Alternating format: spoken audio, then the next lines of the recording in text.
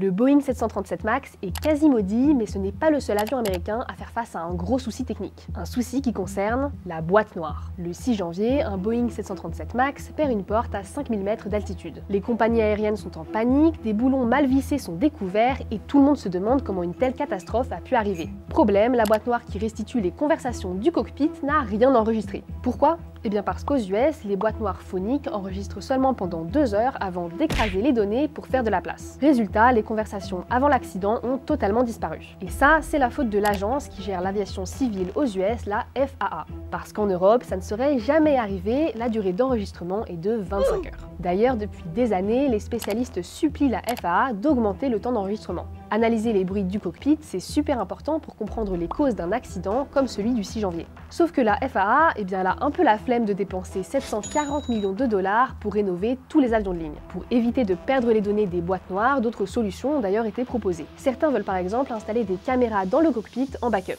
Et d'autres proposent carrément de remplacer la boîte noire par un live stream via satellite. Peut-être que le presque drame du Boeing 737 MAX va donc pousser à réinventer la boîte noire.